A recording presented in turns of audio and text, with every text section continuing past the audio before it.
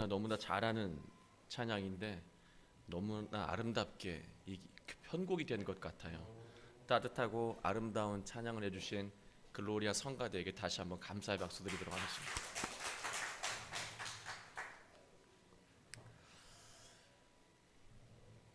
여러분은 음식점을 고를 때, 외식할 때, 음식점을 고르실 때 어떤 기준을 가지고 계십니까? 청결한 것이 나는 가장 중요하다라고 여기시는 분도 계시고, 또 나는 식당에 가면 식당이 좀 예쁘게 가꾸어진, 좀 오래 앉아 있어도 즐거운 그곳을 선호하시는 분들도 계십니다. 그리고 또 중요한 것은요, 오래 얘기해도 눈치 주지 않는, 음식을 다 먹었는데도 오래 얘기해도 눈치 주지 않는 그 식당을 또 원하실 수도 또 있습니다.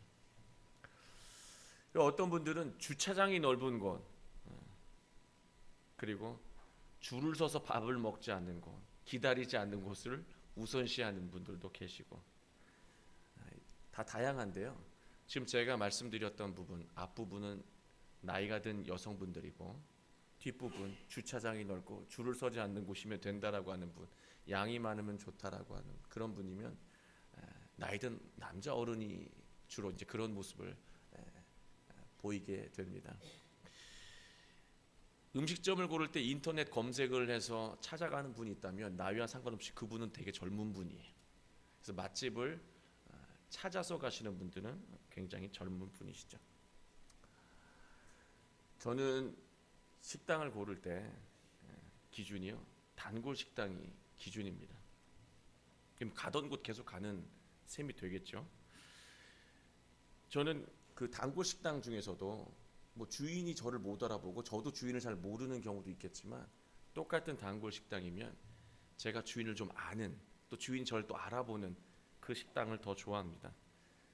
을지로 삼가에 가면 오래된 우동집이 하나 있는데, 제가 젊은 청년 때부터, 아니 더 정확하게 말하면 청소년 때 영화 볼 때부터 이렇게 들러서 먹고 왔던 그런 집입니다. 그 집을 좋아하는 이유가 여러 가지가 있겠지만, 물론 맛이 있죠. 맛이 없는 데 가지는 않겠죠. 맛은 있습니다. 그리고 또 한 가지는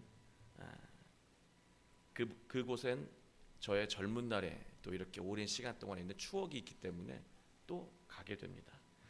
그러나 그 오래된 우동집에, 중계동이면 좀 멀잖아요. 이제 그곳에 가는 이유가 또 하나 있는 것이 무엇이냐면, 그 집에 가면 제가 늘 튀김 우동 곱빼기를 시키거든요. 곱빼기를 꼭 시켜요. 자주 와서 못 먹으니까 꼭 곱빼기를 시키는데, 우동 곱빼기를 먹기 위해서는 원래 우동값에 1,000원을 더 내야 합니다. 그런데 제가 가면 1,000원을 받지 않습니다. 1,000원을 받지 않아요. 저는 왜 1,000원을 받지 않냐면, 주인이 저를 딱 알아보고 아유 됐어 그러면서 1,000원을 이렇게 미루시면서 그냥 우동값만 받으신다라고 하는 거죠. 저는 이 1,000원을 내지 않는 그 즐거움 때문에 그 먼 을지로의 우동집에 갑니다. 가끔 그 집을 찾아갔는데 주인장이 몸이 좀 불편하셔서 못 나오신 날이 있어요. 그때는 곱빼기를 먹어도 똑같이 1,000원을 더 주고 나와야 합니다. 그래서 그날은 제가 기분이 상당히 안 좋아요. 1,000원을 더 내고 나온 게 너무 기분이 별로 안 좋습니다. 여러분이 뭐 이 김종욱 목사 1,000원 가지고 저러는구나 생각하셔도 좋은데요, 저는 그런 사람입니다. 이처럼 우리 삶 속에서 주인을 아느냐에 따라서 생각하지 못했던 작은 기쁨이 있을 때가 있어요. 주인이 누구냐 아는 것만으로도, 관계를 안 맺어도 아는 것만으로도 작은 기쁨이 있을 때가 있는데요, 세상은 주인이 누구인지 모르는 그 하나 때문에 관계 맺지 않아도 돼요. 그 주인이 누구인지 모르는 그 하나 때문에 나라가 망하기도 합니다. 나라의 주인이 누구인지를 모르면 그 나라는 망하게 되어 있어요. 그래서 제가 대한민국 헌법 제1조를 한번 찾아서 읽어보았습니다. 여러분 잘 아시겠지만 1조 조항을 보면 대한민국은 민주공화국이다. 대한민국의 주권은 국민에게 있고 모든 권력은 국민에게로부터 나온다 라고 되어 있더라고요. 국가의 주인은 고위 관직자도 아니고 유명 정치인도 아니며 대통령도 아니었습니다. 국민이 국가의 주인이라고 분명히 되어 있었습니다. 국가의 주인이 누구인지 모를 때부터 국가는 병이 들기 시작합니다. 반대로 국가의 주인이 누구인지 분명히 아는 나라는 건강한 나라, 그리고 국민 모두가 또 대다수가 행복을 이루는 나라가 되어 간다는 사실입니다. 자, 그렇다면 나라도 이러한데 또 하물며 작은 우동집도 이러한데 나라고 하는 존재, 주인만 알면 기쁨, 생각하지 못했던 기쁨이 따라온다면 나라고 하는 존재, 이 존재의 주인은 누구냐고 하는 거예요. 나라고 하는 존재의 주인만 알면 내 인생에 생각하지 않았던 기쁨이 찾아올 수 있다라고 하는 거 아니겠습니까? 여러분이라고 하는 그 존재의 주인이 누구인지 알면 여러분이 생각하지 못했던 기쁨이 찾아올 수 있지 않겠습니까? 저의 주인은 누구이고 여러분의 주인은 누구입니까? 여러분 이 질문을 들으면서 당황하신 분들도 있을 거예요. 본인 당사자를 두고 주인이 무슨 말이냐, 무슨 그런 질문이 있냐, 나의 주인은 당연히 나지 라고 생각하는 경우도 많이 있습니다. 그런 분이 혹시 계시다고 한다면 제가 조심스럽게 질문 하나 던지고 싶습니다. 살아있는 모든 것들은 누군가에 의해서 태어난 겁니다. 심지어 물건도 마찬가지. 살아있는 모든 것들은 누군가에 의해서 태어난 거예요. 내가 나를 태어나게 했다면 내가 주인인 것이 분명히 맞습니다. 그러나 내가 나를 만든 자가 아니고 내가 나 스스로를 태어나게 한 자가 아니라고 한다면 최소한 나는 나에 대해서 주인이 아닌 것입니다. 그것은 여러분도 마찬가지예요. 내가 이렇게 빚어가지고 이 모양으로 나왔다라고 한다면, 그렇게 태어나신 분이라고 한다면 실망스럽습니다. 좀 더 예쁘게 만드시지. 그러나 살아있는 것 중에서 내 스스로 만들어서 태어난 자가 없다라고 하는 거예요. 누군가에 의해서 태어났다고 한다면 이미 최소한 살아있는 것들은, 태어난 것들은 본인이 주인이 아니라고 하는 것에 의미에 도달하게 된다는 것입니다. 그렇다면 여러분이 주인이 아니고 제가 주인이 아니에요. 그렇다면 우리가 행복해질 수 있기 위해서, 제가 행복해지고 여러분이 인생 속에서 생각하지 못했던 기쁨과 행복을 누리기 위해서는 여러분의 주인이 누구인지 알아야 되고 저의 주인이 누구인지를 분명히 알 때 우리는 큰 행복을 누릴 수가 있다라고 하는 것입니다. 이스라엘 백성, 더 자세히 말하면 오늘 말씀에 나오는 유다와 예루살렘, 이 이스라엘 백성의 주인은 바로 하나님이신데 그들은 주인이신 하나님을 까맣게 잊고 살았습니다. 주인을 모르는 백성들의 삶은, 주인을 몰라요. 자신의 주인이 있는데 주인을 몰라요. 그 백성들의 삶은 고통스러웠습니다. 그 결과가 무엇이었냐면 나라를 빼앗기고 나라가 패망하고, 그 나라의 주인이 누군지를 모르는 거예요. 나라가 패망하고, 그리고 포로로 끌려가고 강제로 이주당하고, 그리고 이 속국으로서의 고통스러운 삶을 살아가게 만들었습니다. 그게 주인이 누구인지를 모르는 것 그 하나 때문에 그 고통이 시작되었다라고 하는 것입니다. 그러나 하나님은 이스라엘 백성을 그대로 내버려 두지 않으시고 오늘 말씀을 보면 예루살렘으로 예레미야 선지자를 보내셨습니다. 그리고 백성들에게 하나님의 말씀을 일깨워 주셨습니다. 여러분, 예레미야 선지자뿐만이 아니라 선지자들에게 하나님께서 메시지를 전하는 어떤 유형이 있어요. 그게 무엇이냐면, 나 하나님이 말한다. 지금 말하는 거는 이사야가 말하는데, 이 말투는 나 하나님이 너희에게 말한다. 그렇게 얘기를 전하게 만들어요. 직접 하나님께서 선지자에게 마음속에 깨달음을 주시고, 그 깨달음을 통해서 쉽지는 않지만 부패하고 썩은 세상을 향해서 외치게 하시는 것이 선지자를 통해서 세상을 변화시키는 하나님의 어떤 방식이었거든요. 근데 오늘 18장, 예레미야 이 18장은 독특한 방법을 취하고 있어서 의미가 있습니다. 여러분이 잘 알고 있는 것처럼 토기장의 비유인데요. 비유를 들었다는 소리예요? 그 얘기가 아닙니다.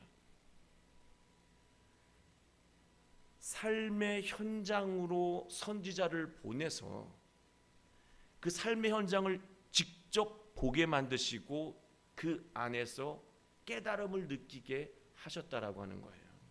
그게 달라요. 직접 메시지를 기도 중에 주시는 것이 아니라 굳이 예레미야 선지자를 토기장이가 토기 만드는 그 장소, 그 작업장으로 보내셨어요.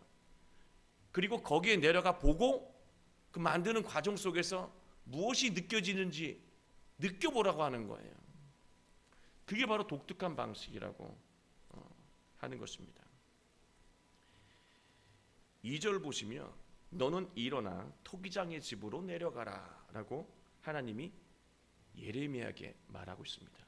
지금 주인이 누구인지를 찾아주는 과정입니다. 성경에서 일어나라는 말을 우리는 자주 보거든요. 여러분 기억하시겠지만 부활절에 그 부활하다라고 하는 말 자체가 일으켜지다라고 하는 거예요. 누구에 의해서? 하나님에 의해서. 우리는 절망으로 쓰러진 인생을 살고 있지만 예수님의 말씀이 우리 안에 들어가서 그 마음이 우리의 삶을 주관하면 쓰러진 인생에서 다시 일으켜지는 것, 그게 부활의 시작이라고 하는 것입니다. 그러니까 성경 보면 일어나다란 말이 필요 없이 그냥 토기장이한테 가라라고 해도 되거든요. 근데 굳이 일어나서라고 하는 말을 붙인다는 거예요.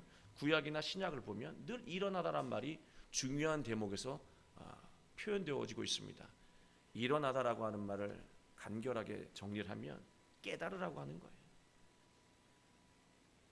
일어나서 자리에서 일어나서 걸어가야지 그 얘기가 아니고요. 예레미야야, 토기장이의 이 토기 만드는 과정을 통해서 깨달아라. 그리고 오늘 말씀을 보면 내려가라고 하는 말이 나와요. 뭐 내려갈 게 뭐가 있고 뭐 위에 있었습니까? 위층이 아래층 뭐 이런 개념입니까? 근데 내려가라고 하면 가라고 하면 되는데 내려가라고 하는 말. 우리는 보통 하나님의 어떤 뜻, 하나님의 어떤 섭리를 높은 곳에 있다라고 이렇게 생각을 하고 살아가요. 그래서 하나님의 뜻은 성경 안에 있고 우리의 삶에는 없다라고 여기는 경우도 있습니다. 아니 있다고 여겨도 없는 것과 똑같이 살아갑니다. 말씀대로 삶 따로. 성경을 보면서 감동을 받지만 생활 속에서는 성경이 주는 감동을 잘 못 받아요. 그러한 삶을 살아가는 우리에게 이 말씀은 굉장히 중요한 의미로 다가옵니다. 토기장이한테 가서 보면 내가 뭘 말하는지 다 느끼게 될 거야 라고 하는 거예요. 우리 일상생활 속 늘 반복되는 일상처럼 보이지만 그 일상 속에서 하나님은 우리에게 메시지를 주신다는 거예요. 우리가 일어나지 못하고 앉아 있으니까 그 메시지를 모르는 것뿐이지 일상생활 속에 하나님이 주시는 메시지가 도처에 깔려 있다라고 하는 것입니다. 깨달은 사람은 본다라고 하는 거죠. 환갑이 넘은 아버지에게 안부를 걱정하시면서 전화를 먼저 걸어오시는 80 넘은 할머니, 그의 모습 속에서 이른 아침에 가족들을 위해서 일찍 일어나셔서 밥을 짓는 어머니의 모습 속에서 그리스도의 그 사랑과 희생을, 엄마에게 작은 선물을 받고 기뻐하며 평소에 아내는 설거지를 하겠다고 팔을 걷어 제끼는 어린 딸의 모습 속에서 은혜가 무엇인지를 일깨워 주시고 바로 하나님의 메시지가 무엇인지를 보여주신다라고 하는 것입니다. 예레미야 눈에 비친 토기장이는 지금 뭘 하고 있었냐면 농노일을 했다라고 되어 있는데, 농노는 물레질을 하고 있는 거예요. 토기장이가 토기를 만들기 위해서 계속 발을 돌리면서 이 진흙을 이 아름답게 갖고 가고 있는 중이었습니다. 그런데 갑자기 토기가 터졌다고 되어 있어요. 어느 성경은 깨졌다고 되어 있고 어느 성경은 무너졌다고 되어 있고 터졌다라고 되어 있어요. 대략 우리가 상상이 되죠. 물레질을 하고 있는데 이 모형이 갖춰지고 있었는데 탁 터져버리는 경우가 있었다라고 하는 것입니다. 그때 토기장이는요 당황하지 않고 다시 그 진흙을 다시 빚어서 다른 그릇으로 다시 만들었다라고 성경은 말하고 있습니다. 물레질하고 있는 토기장이가 갑자기 토기가 터지니까 에이 하고 버리는 것이 아니라 다시 다른 모습으로 보기에 아름다운 토기를 만들고 있다라고 하는 것을 보여주었습니다. 자, 터진 토기를 다시 만들고 있는 토기장이를 보니까 그때 문득 깨달음이 다가왔습니다. 5절을 잠깐 보실까요? 5절을 보시면 그때 여호와의 말씀이 내게 임하니라라고 되어 있어요. 예레미야야 야 이게 아니고요. 토기장의 모습을 이렇게 보고 있다 보니까 그 토기를 만드는 과정을 보니까 하나님의 섭리를 깨달은 거예요. 하나님의 말씀이 들리기 시작한 거예요. 아, 이거였구나. 바로 하나님이 토기장이시고 우리가 그 토기장이에 빚어진 인생이구나라고 하는 것을 예레미야는 깨달았습니다.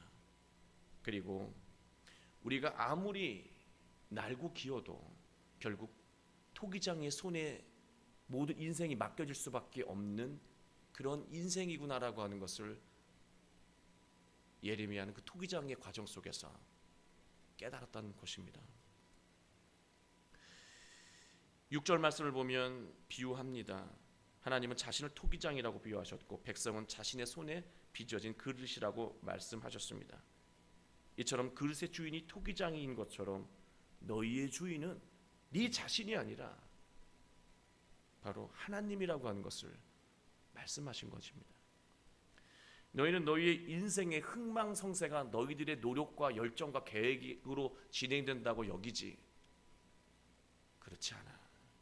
너희들의 모든 생사 화복은 바로 하나님 내 손 안에 있다라고 하는 거예요. 너희가 아무리 계획을 잘 세우고 부국강병책을 쓴다 하더라도 내가 마음을 돌이키면 너희들은 다 멸망한다라고 하는 거예요.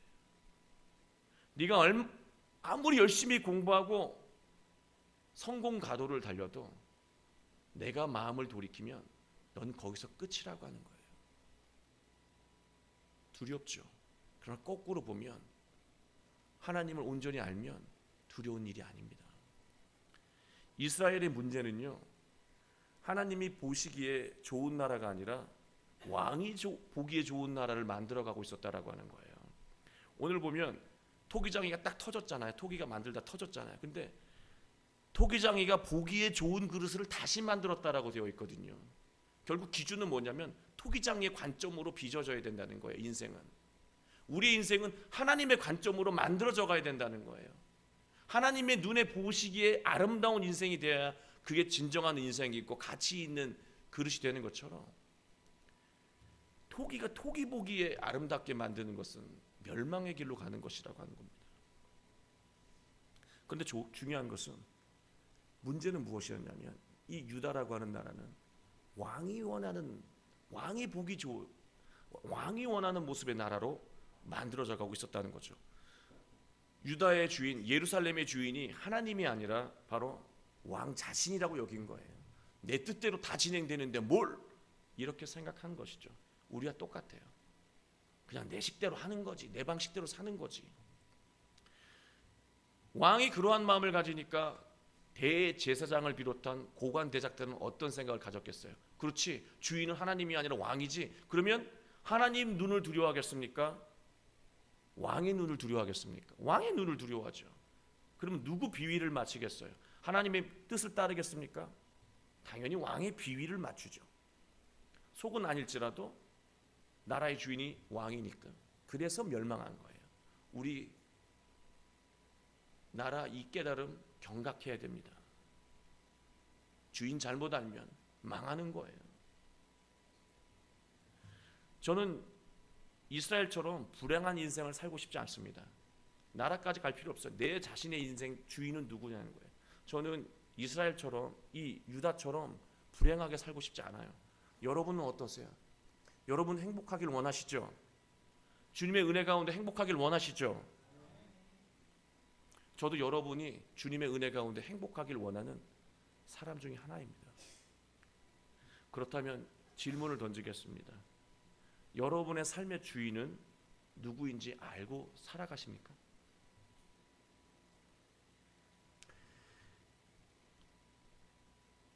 솔직히 하나님이 내 인생의 주인이라고 하는 그 말 자체가 무슨 소리인지를 모르겠어요. 마치 아는 것처럼 살아가지만 알아요? 모르겠어요. 하나님이 내 인생의 주인이라고 하는 것, 주인으로 여기며 살아가는 것이 대체 무슨 실제적인 삶에서 대체 무엇이냐는 거예요. 10절 말씀을 한번 보도록 하겠습니다.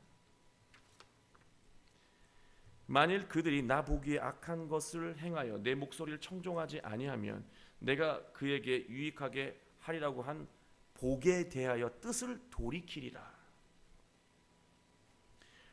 나 보기에 악한 것을 행한다고 말하고 있어요. 하나님 보시기에 악한 것을 유다가 행한다. 그리고 하나님의 음성 말씀을 청종하지 않는다. 하나님 보시기에는 악한 것인데 제가 보기에는요 그다지 문제가 되지 않을 때가 있어요. 하나님의 말씀대로라고 한다면 분명히 악한 것인데 목사조차도 제가 봤을 때 이거 그렇게 악한 게 아닌 것 같은데? 라고 하는 그런 융통성을 발휘할 때가 있어요. 여러분은 어떠십니까? 하나님이 악하다고 여기는 거 똑같이 악하십니까? 아니면 요 정도쯤이야 이런 생각이 드실 때가 있습니까? 문제는요, 우리의 문제는 하나님은 악하다고 말씀하시는데 우리는 그것을 악하게 보지 않는다라고 하는 거예요. 하나님 눈에는 악한 것인데 우리 눈에는 그게 악하지가 않다라고 하는 거예요. 거기에서 우리는 갈등을 겪죠. 말씀은 이게 악하다라고 말하는데 나는 별로 악하지가 않은 것 같아요. 갈등을 겪습니다. 그리고 결론에 도달하죠. 내 뜻대로, 별로 악하다고 여겨지지 않은 내 뜻대로 진행하는 것이죠. 하나님 보시기에 좋은 것은요, 돌아보면 늘 수고와 또 헌신과 희생을 전제로 하고 있습니다.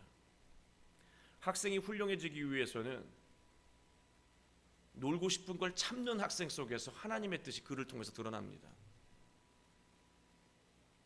의롭고 성숙한 사람은 자신의 생각보다는 상대를 배려할 줄 알고 또 상대의 뜻을 귀담아 들을 줄 아는 데서 시작하는 것처럼 말입니다. 그게 얼마나 어려워요. 한 번 더 들어주는 것, 그를 배려하는 것, 상당히 어렵습니다. 하나님 보시기에 좋은 것은 늘 힘들고 수고스럽습니다. 반면 내가 보기에 좋은 것은요, 늘 순간의 즐거움이 커요. 바로 즐거움이 온다는 거예요. 육체적인 즐거움뿐만이 아니라 또 당장의 기쁜 일들이 있는 것처럼 보인다는 것이죠. 그 이득도 눈에 바로 보이는 것 같아요. 그리고 창피하지도 않고 또 자존심 상할 것도 없어요. 너무 좋아요. 그래서 우리는 그것을 선택합니다. 내가 보기 좋은 것을 선택하고 결심하고 행동한다라고 하는 것이죠. 바로 이때가 삶의 주인이 하나님이 아니라 갈등은 했지만 나로 바뀌는 순간입니다.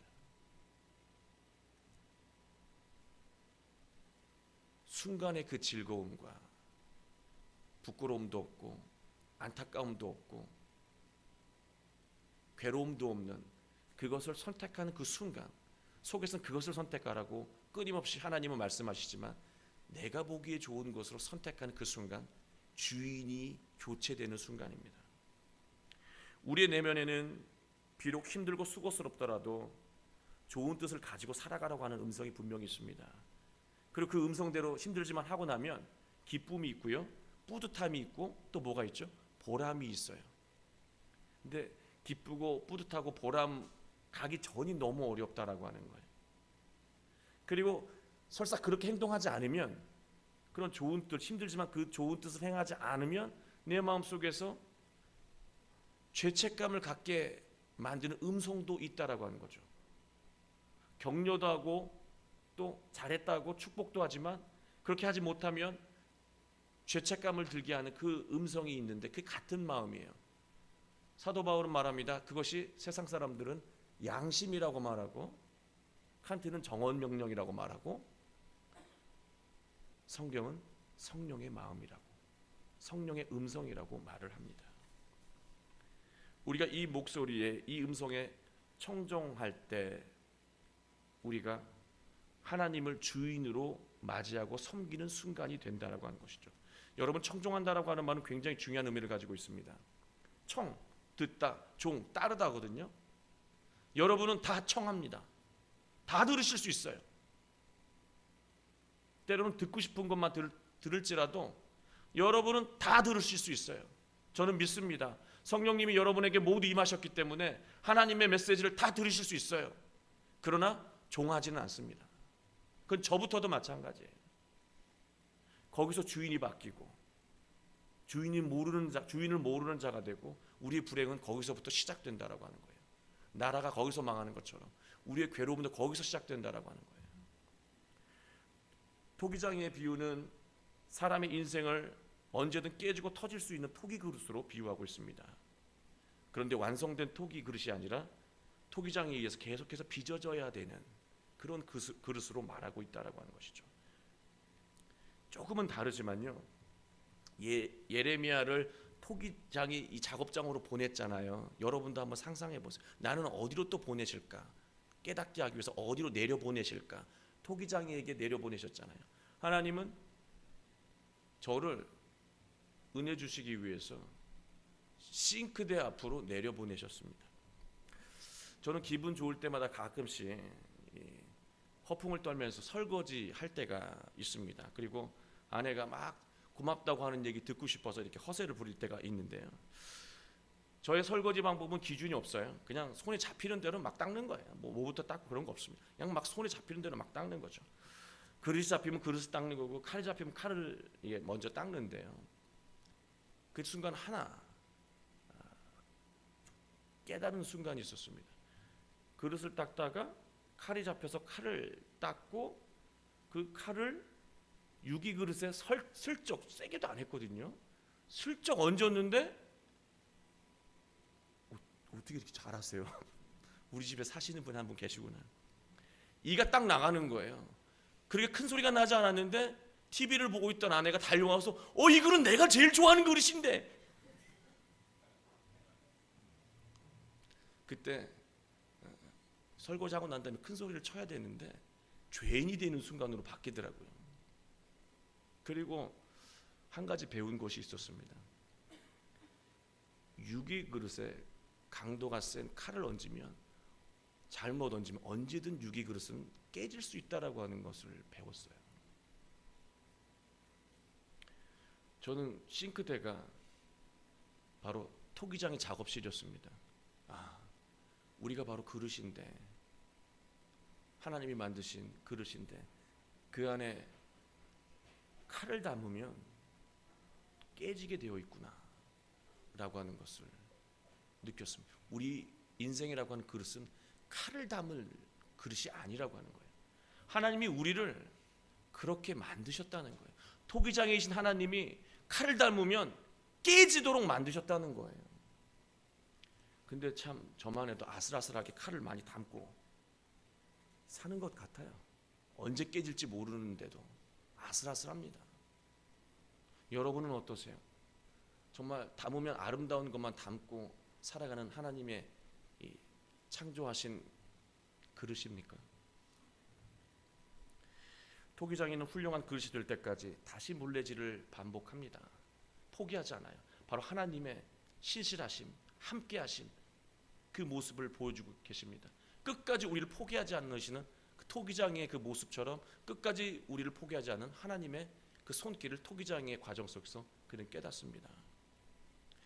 다시 물레질을 하면서 다른 그릇으로 이제 다시 만드십니다.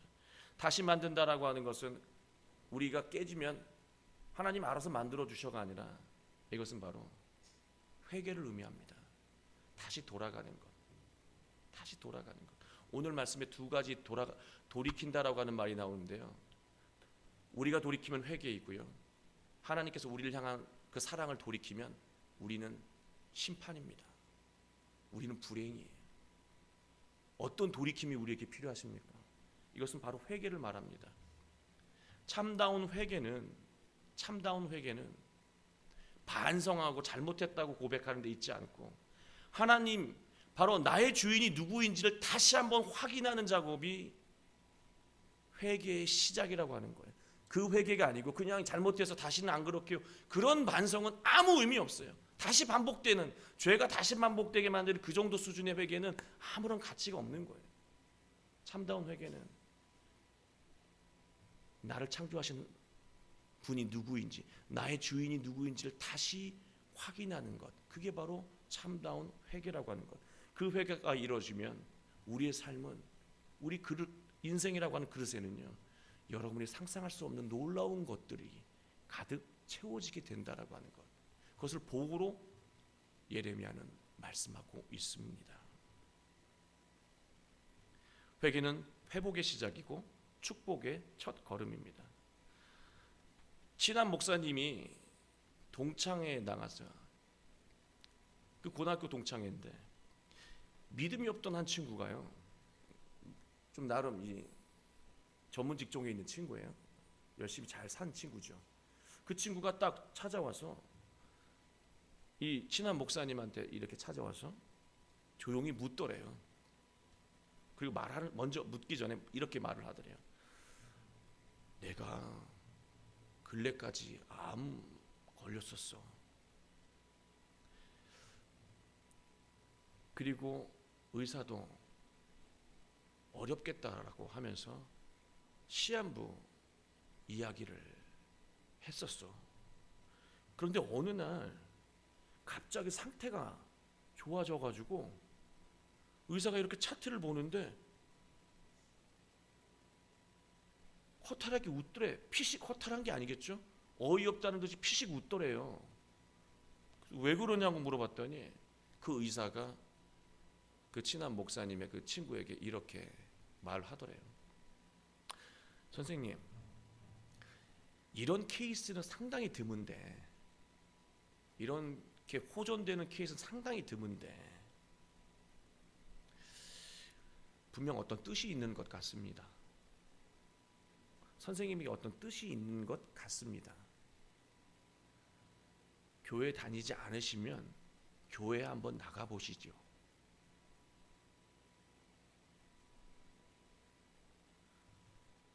그 이야기를 듣고 교회에 나가고 있다라고 친구 목사님에게 이야기를 하더래요. 그분은 자신의 인생의 주인이 누구인지를 비로소 큰 아픔을 통해서 깨달은 것이죠. 여러분은 어떠십니까? 이미 교회에 나오시기 때문에 깨달으셨습니까? 아니면 여전히 교회는 나오지만 주님의 이름을 부르지만 진짜 주인은 여러분이십니까?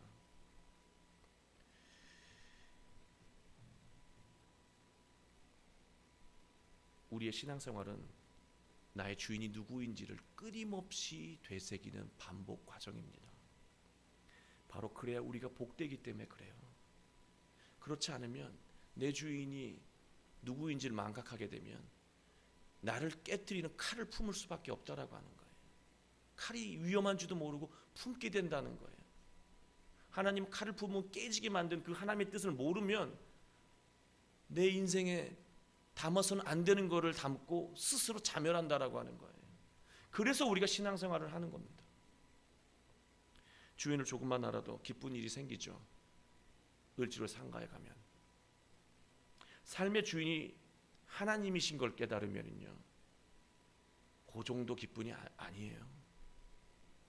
우리의 삶이 변화되지고 지금까지 모든 나를 억압하고 힘들게 하고 짓눌렀던 모든 것으로부터 자유할 수 있다라고 하는 것 기억하시기 바랍니다.